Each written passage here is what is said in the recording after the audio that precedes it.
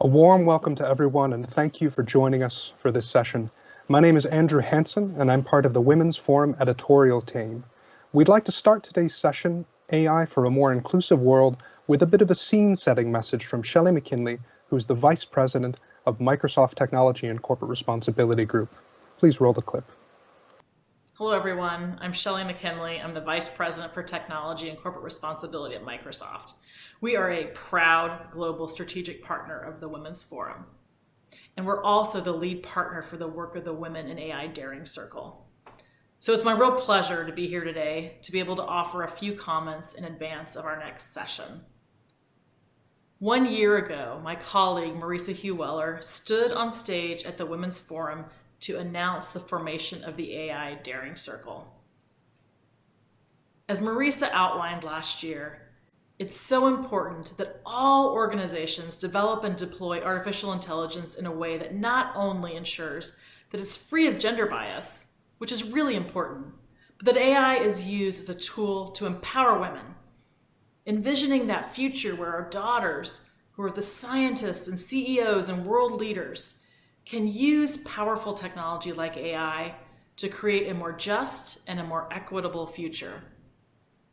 This work started last year with the AI Daring Circle's call to action, challenging companies to apply a gender lens to their AI development and to their implementation, and to pledge their commitment to inclusive AI. So much has happened in the last 12 months since November of last year, and the world is in a different place. We're battling a global pandemic and rising jobless numbers, and we know that these challenges disproportionately impact women, minority populations, and others who are already struggling to not be left behind. And we know we've made progress since last year on our commitments to inclusive AI, but we also know that we have a long way to go, and advancing beyond that call to action we made 1 year ago is more important than ever. I'm an optimist, and while there is a tough road ahead of us all in this pandemic, I know that the planet will recover. But we need to ensure that we foster not just an economic recovery, but an inclusive recovery where everyone, everywhere, has the chance to participate in the societal and economic opportunities of the 21st century. And that's what I find so inspiring about the work of the Women's Forum. Yes, we are focused on key issues where women are disproportionately impacted, but we are equally focused on the role and the opportunity that women have to lead outsized positive change for all. And it's this outsized opportunity that makes me really excited about the discussion that we're going to have on the next panel, where we'll talk about how artificial intelligence can be harnessed to redress injustice and to create a better world for humanity. With that, thank you very much, and now I will turn it over to the panel.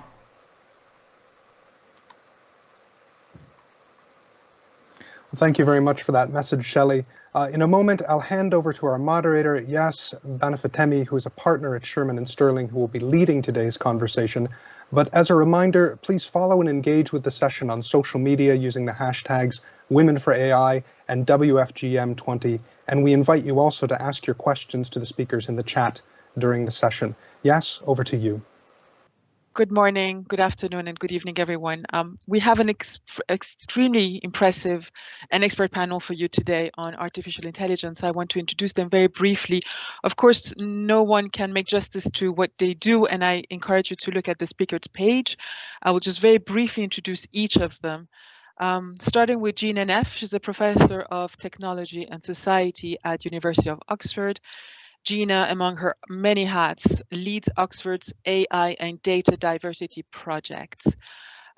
We also have Maria Axente. She's responsible for AI and AI for Good lead at PwC United Kingdom, a member of Women in Tech.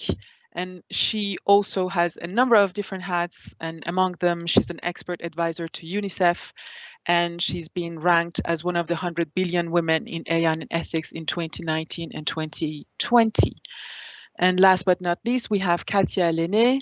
She's a CEO and founder of Kwalys, which is a company focused on voice technology, and she's a board member of Syntec Numérique, which is a professional organization representing digital business in France, and she's also the president of Innovation and Technology Committee of Syntec Numérique. So with these three wonderful speakers, we will discuss AI, ethics, data, inclusion, and a number of very interesting and exciting issues. And really diving directly into that, Gina, I want to start with you, and maybe setting the scene more specifically on AI. How can we make sense of artificial intelligence, and what is this business with data? That's a problem AI could help solve in 2020. Thank you, Yes. So one of the things that my team has done this year is partner with Google to help an education project on what AI is and isn't. And what we found is that we have these enormous potentials that we're talking about of what new technologies, new kind of data can help us understand our world and solve really big problems. And yet, in order to get there, we all know that we have work to do. That's part of the work that we're doing in meetings like this one. So what we did early in the year was launch the A to Z, or A to Z for my North American counterparts, the A to Z of AI, an online primer that really helps explain what AI is and isn't. And it's now been released in over 15 languages. It's being localized for over 50 countries around the world. And I take a lot of enthusiasm from projects like these, that we're having a conversation now about what data means in our world and what it can do for us and do for us individually in making our lives better. But there's many reasons why we should take pause and make sure we get this right. And one is there's an enormous mistrust among the public in what AI can do for them. And so in our work, we've shown that people aren't clear on how AI is making their lives better. So we might not realize that it's working in the background, helping to make our photos more brilliant, or helping us to organize our calendars, our lives, our kids' homework. There's also a great mistrust of where we can get good information about AI. And right now, when we talk to people across the world, they trust technology companies for this leadership. And yet we know there's still more work to be done in terms of building the infrastructure for responsible and ethical AI.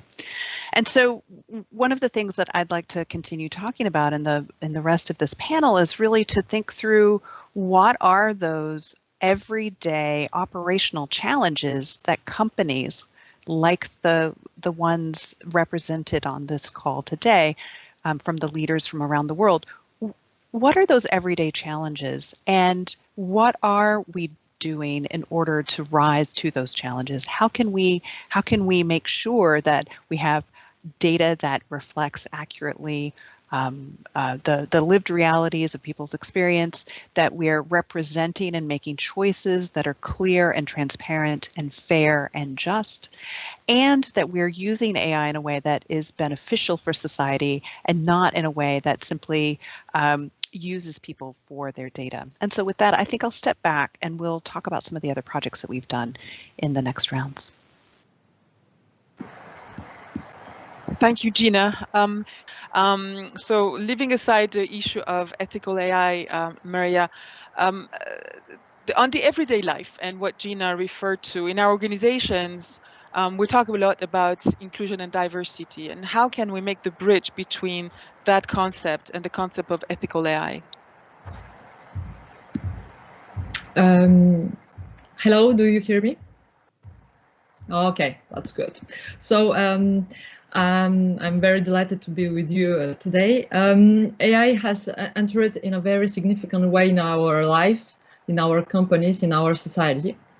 Being a cross-cutting technology that involves different conception from the traditional digital tools and dealing with societal, economic, and more broadly human issues, it has been essential for Syntec Numérique to take up the issues around AI and make it a focal point of study in the Innovation and Technology Committee.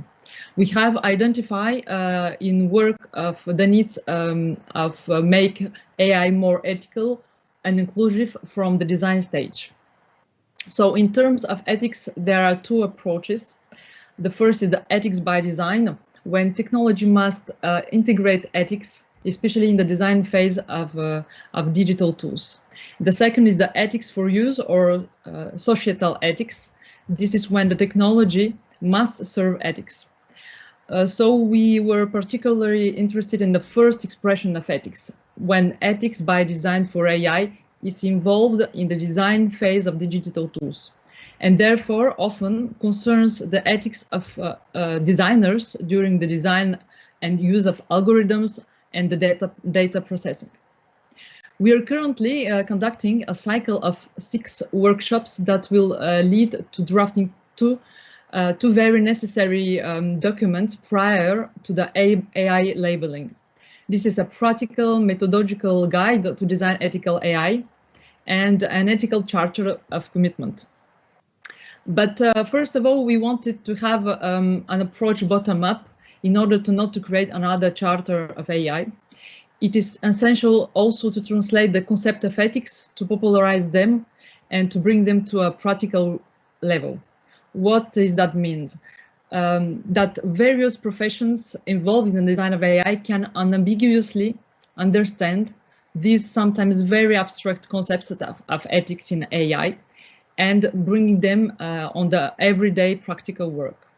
So we also wanted to bring together and federate the French ecosystem in this process. So we wanted that the AI professions can co-construct with us these two documents.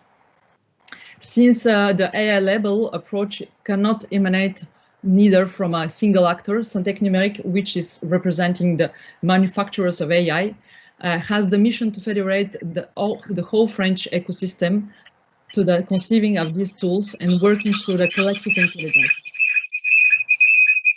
So we identify six qualities for ethical AI. We started with our cycle of work, and these 6 themes are loyalty, respect, transparency, equity, control, and security. At the end of our different workshops, we will write our practical guide, and we will submit the guide to the public authorities. And where is the inclusion in that work of ethical AI? We have federate more than 1,000 institutional academic partners and more than hundreds of digital companies. So our marathon of 6 workshops dedicated to the AI has just only begun, but the first workshop took place yesterday on the theme of loyalty. So we plan to have on December 8th, during the session of equity, to discuss all the inclusion notions. So what is equity for AI and how inclusion is included in that? First of all, the system must operate in the way that is impartial. In particular, it should aim to ensure that it does not reinforce or create discrimination because of biases introduced during the training, in the algorithm, or in the data selection process. The second point is the system does not comply with accessibility standards, must comply, sorry, and with the most common standards, and also have to promote diversity and inclusion. And the third point, it must reflect the diversity of the population user or concern. So I will probably explain what that reflected to our work on the responsibility of the digital world, probably in the second part of this panel. Thank you, yes. Thank you, Katya. And Maria, back to you over. In your experience, I really want to hear your experience in dealing with ethical AI, and maybe you can share a few thoughts with us on that. Hello, I'm back. Can you hear me okay now? Perfect, perfect. So my work in PwC focused very much on aligning our efforts with AI, not just the products and services we build, but also the product and the culture with our set of values, with our principles, ethical principles. And boy, this is a mammoth task. It is so complex and it's so profound and disruptive that you need to be starting from somewhere. And believe it or not, this is what keeps me awake most of the time at night, is like, where do we start? Where is there one set of activities that will make the most of the difference with what we do with ethical AI? On the other hand, the world has woke up in the last few years of the dangers of unethical AI, and we've seen algorithms discriminating in search engines, in recruitment tools or credit cards, and we know that those are real damaging implications for a set of individuals. And again, it's not like we have the luxury of waiting and iterating and framing things. We have to act right now. And because I'm part of a company, and obviously I don't have the luxury to think too much, is more about balancing thinking with acting. I together with my team, I was thinking, where should we put our money, bets on, all the bets on? And more we talk about, we actually reach more and more to the conclusion that diversity and inclusion, the ones that many of the companies, many of you on the calls are talking about and promoting top down and bottom up, it's something that is in fact going to work. And this is where the magic comes. The fact that at one level, we have all those diversity and inclusion at corporate level that have planted the seed, have been planted a while ago. On the other hand, we have all the ethics of AI, responsible AI initiatives that happen. So it feels that there is a momentum to bring it all together, to have this systemic approach to diversity and inclusion that works not just for the culture, for teams, for individual, but also for the AI we build, right? And to do this, we basically need to approach it in a systemic manner on 3 layers. One is obviously the organizational level, and being aware that the AI lifecycle doesn't start on the business understanding, doesn't start with you collecting data. It starts way before that in how do you decide which type of AI you are building, which types of AI and products you are purchasing, for example. The second level is the team level. The fact that the magic, the real magic of diversity of inclusion happens around other people, right? So I would say ultimately that the team is where we build responsible AI, where we test to see how truly inclusive we are. Therefore, how can we focus at the team level, at the AI team level, to enhance this diversity, not just of having the right people at the table, for them to have the voice to speak. Because so many cases, right, we have women at the table, but yeah, well, who listens to us? And lastly, I think it's really important to continue to empower the individuals and the women, right? Because if anything, responsible AI is not about something abstract. It's about an AI that's built with people in mind, that solves real problem. And to have that, you have to have empowered individuals. And I've heard earlier in the conference the fact that the way women lead is through empowering others. So I found this is like an amazing way to say, we don't just lead like men with, on a horse with a spear. We empower others, we bring others. And this is where we will find a lot of energy and power to drive that positive change we want in order to produce that inclusive AI, because ultimately AI acts as a mirror. So if we see what we like or don't like, we have the opportunity to act upon it and be brave. So I will advocate for this systemic approach to diversity and inclusion, so that when we produce that and build those AI we are all after, that are fair, responsible, inclusive, and it's actually the outcome, not the AI per se, we do it. And we do it not just at one-off, is the word of the day, the parole du jour. That's it. Thank you, Maria, Gina, and Katya, for extremely inspiring words. And I will be following up on what you said. But in the meantime, I want to address one question from the audience. Specifically to you, Gina, maybe in a couple of minutes, the question is from Srishti Singh, a student at Sharda University. How can we address or avoid biases that can accumulate during the data collection process? This is a great question. And sorry, Yaz, you want me to jump in on this? Yeah, this is a great question. And, you know, it's a nice way to segue from Maria's great talk, because I think diversity and inclusion absolutely is critical and necessary for where we want to go with building great technologies, but it alone is not enough to get us there. So just having great teams is not enough to get us to great products, right? We have other challenges. And one is that I like to think of it as this collision between the way in which we think about problems from a computational point of view and the way we think about problems from an organizational point of view. Computationally, we start first with the data. What can we do with this data? But organizationally, we think, okay, what's the business case here? Or what's the challenge? What's the human need that we're going to meet? And maybe that involves data and maybe it doesn't. So one of the binds we find ourselves in right now is there's this phenomenal amount of data exhaust floating out there about each and every one of us, with companies scrambling to figure out what can they do with it, rather than starting from the question, okay, we've got problems to solve. How can we best marshal technology, and which kind of models, and which kind of data, and which kind of analysis, and what kind of product, to what kind of dashboard or tool to solve this problem? And it's two very different ways of approaching, in some ways, the same output.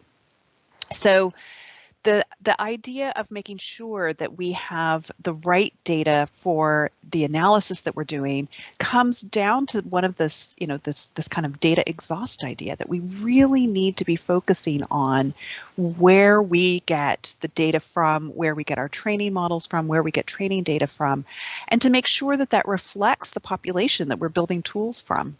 So a case in point, a large technology company used training data from a very small select number of cases in one region of one country to make a product that was helping to make healthcare decisions for a globally based product. Well, that wasn't going to work, because what works in one corner of Manhattan in New York City is not going to work for the rest of the globe.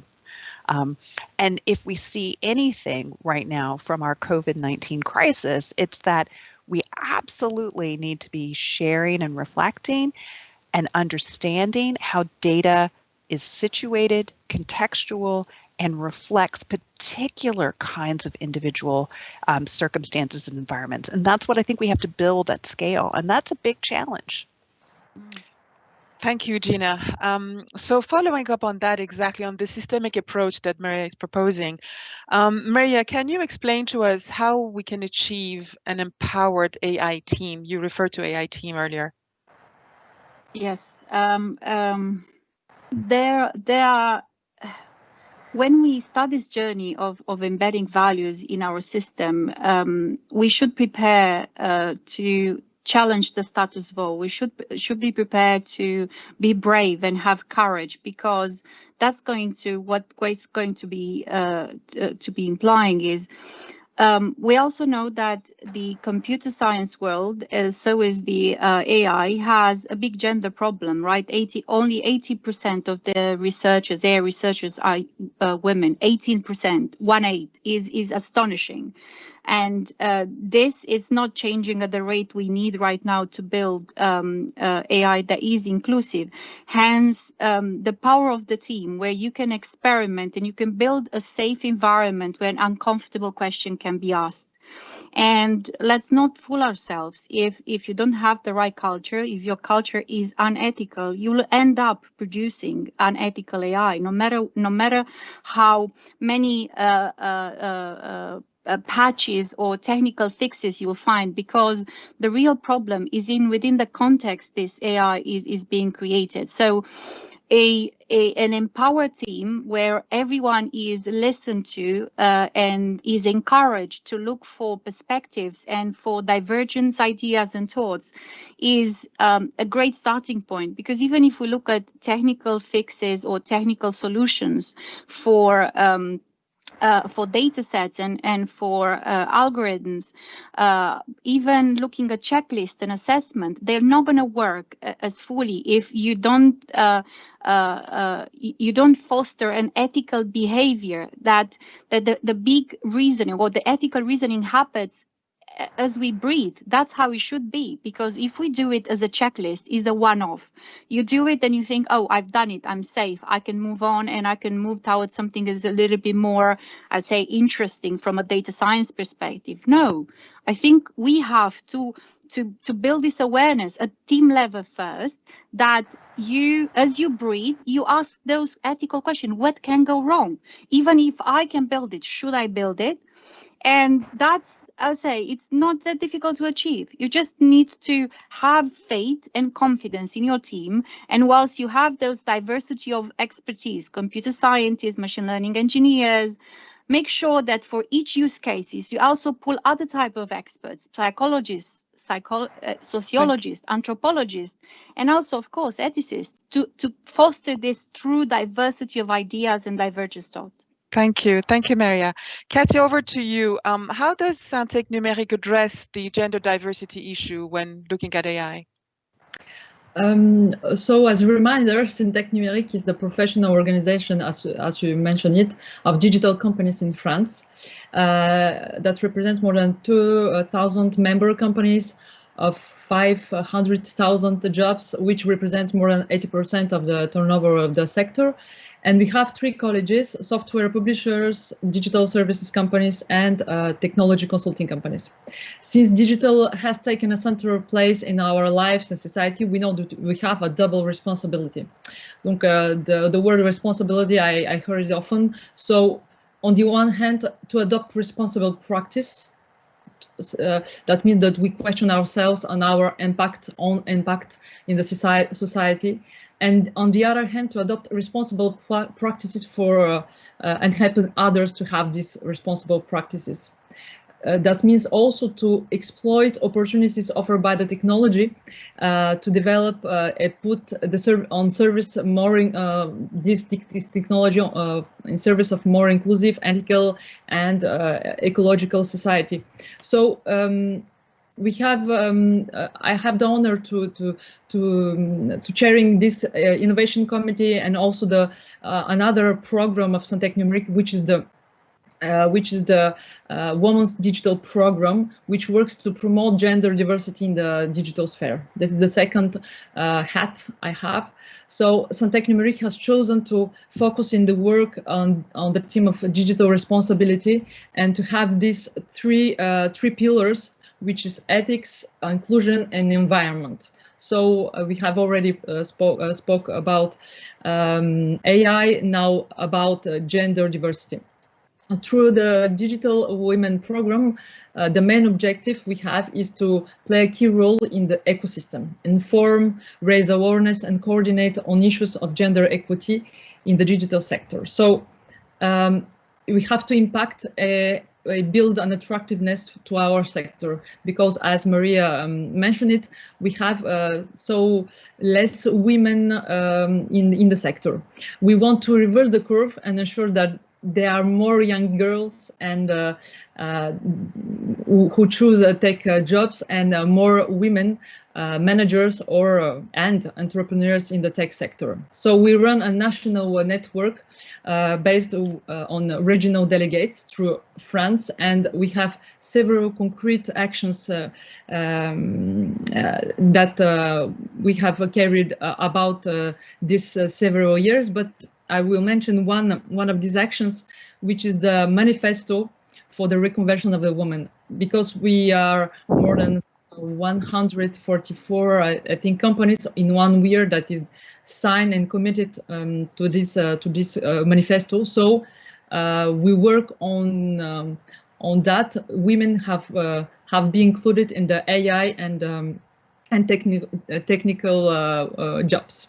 Thank you, Katya. Before I give each of you the floor for your call for action, I have one last question for Gina. And this is two questions, Gina. One, I would like you to tell us briefly about your book on artificial intelligence in the workplace. And in that regard, I want to put to you the question from our audience. That's a very interesting question from Yana Chernova, Project Direct Coordinator at Fond Luyanovsk. She says, are there any opportunities for women from other fields such as art, culture, or educational systems to start working in AI? What does this look like? If you know the answer to that. Thank you, Gina. See, this is the solution I want. I want the unmute button. Thank you. Yes, and thank you, Yana. That's actually a perfect question for what I want to say, because I'm a little less worried about tech companies at the moment. I think there's a lot of capacity and a lot of knowledge in the large technology companies in making solutions and understanding their sense of responsibility. Now it's up to us as leaders, as citizens, to hold them accountable. But where I'm really concerned is how AI tools and solutions are being integrated into a whole host of organizations outside of big tech. And so we're moving away from a world where we have pretty bespoke, large-scale solutions happening at very large companies to smaller companies taking off-the-shelf solutions and sometimes having a mismatch between what they see in their organization and what they really need to solve. And so Yana's question, like, what can we do from outside of tech, I think is one of the most central questions we can have. What my team did this year in the AI at Work report that we published in conjunction with the Minderoo Foundation in Australia back in August, is we looked at how news reports about AI not living up to its potential. We looked at these news reports from around the world. So we gathered these cases of AI fails. And what we found were three pretty broad categories, classifications of how AI is not living up yet to its possibilities. And that includes systems that are not transparent either to the people who use them or to the customers or to people whose data is making and building these systems, challenges with integrating AI into the workflow, into the organizational structures and strategies, and then problems of both over and under reliance. So situations where companies think that the system is functioning and it's not, and they're over relying on it, or having a system in place where people actually build new kinds of workarounds because they don't trust the solution that's in place. And so each of these were headline making kinds of challenges that we found in companies around the world. So I really think we have a big challenge, all of us on this call, we have a big challenge for us. We have our work cut out for us for learning more about how AI systems are being used in our own organizations. We know we need to be calling for ethical and responsible use, but really in the day-to-day nuts and bolts of making that operational, we have a lot of work to do. And that's, if I may, just very briefly talk about what the AI Daring Circle has done in the Women's Forum. So I've been a part of this incredible group of leaders who are working to find out what are ways that we can help and support companies. And we have been calling this the implementation gap, that company leaders can articulate that they know they should be understanding that their AI systems are fair and just and responsible and unbiased. But when we ask them, okay, what concretely are you doing? We say in English, we hear crickets, right? We're not yet there in what people know what to do. I see hope in companies that are actually in highly regulated spaces. So people coming from the banking sector, for example, say because they're highly regulated, their digital products have to be assessed in different ways. And so they already have a framework in place. Companies that already, as Maria said, companies that already have strong diversity and inclusion policies already have a framework in place for thinking about are their hiring practices reflecting their values? And so it's building and strengthening those kinds of non-technical infrastructures that really will help us build better AI systems for a whole array of kinds of industries. Thank you, Gina. Maria, can I ask you a question in literally 2 minutes? It's a challenge, I know, but it's a very important question as well. It comes from Google. Katie Fitzpatrick, a product manager at Google, she asks, should organizations block the launch of AI algorithms until they are proven to be fair, responsible, and inclusive? Oh, what a good question. I would say do it with a pinch of salt. I mean, depends on the risk posed by those algorithms. So that's why I applaud the European Commission approach to future regulation of AI on a risk tiering, because a soap dispenser might pose less of a risk than facial recognition. So as long as we understand what sort of a risk and impact those algorithms say, then we will know which one do we stop altogether and which one do we allow to go ahead. But I would say, let's not dream about it. You know, achieving fairness in AI is about making the world fairer. So that was humanity's longest dream. So let's be realistic with what's possible or not. But I would say, let's classify the algorithms based on the impact they pose to different users, including the ones that sometimes we don't see, like children. This is one of my passion, AI for children. Think about it. Design AI with your child in mind, and then see what sort of AI solution you will develop. Thank you, Maria. Thank you so much. So our last section is really a call for action for each of you. As we are talking about reshaping the world, especially after the COVID pandemic, I wanted to ask each of you in 1 minute. I know it's a challenge, but what is your call for action on AI? Maybe starting with Katya. So if I may, my call for action is very short. So I have to add one thing about algorithms and about what Maria said. Even if the algorithms are transparent and loyal and whatever, if the use is not, we will lose. So we lose. So we have to assure that the algorithms and the whole process of using the algorithms are good. So we have probably the label of the technical AI for the algorithm, the data, but also the process of that each company and team going to implement this algorithm is very important. So I'm going to jump to my call for action. Sorry. So in conclusion, I think that inclusion requires the democratization of AI.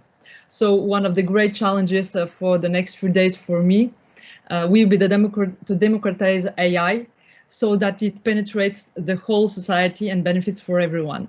That means AI for all and AI as a tool to fight the social divide. That for me is the double challenge to us to must take up for the next few years. Thank you, Katya. Gina?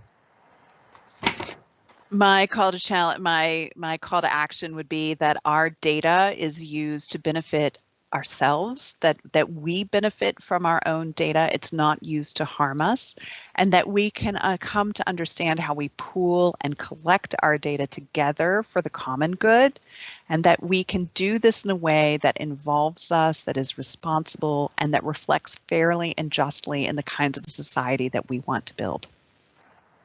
Thank you, Gina. And Maria, over to you. I will say simple: hire women, promote women, pay women fairly, not that gap, and that's it. We'll have a better world. End of story. Thank you, Maria. Thank you, everyone. Thank you for your thoughts, insights. And I do want to finish before I hand over to the Women's Forum by encouraging everyone to look at the report by the Daring Circles that Gina mentioned from the Women's Forum. It's entitled How Organizations Can Contribute to Building an Inclusive AI Ecosystem. And I also encourage everyone to look at the Women's Forum G7 call to action, the 7 key issues for an inclusive recovery after COVID, and that includes a chapter on AI. And I do encourage everyone also to look at that. With that, thank you very much for your attention. Thank you to Maria, Gina, and Katya for your thoughts. And over to you, Andrew. Well, thank you very much, yes, and thank you to our speakers for that very engaging conversation. It's always a pleasure to hear such a diverse and experienced group of voices. Thank you to our audience members for joining as well, and we invite you to go back to the live section of the Women's Forum website to join the next session. Thank you very much for attending.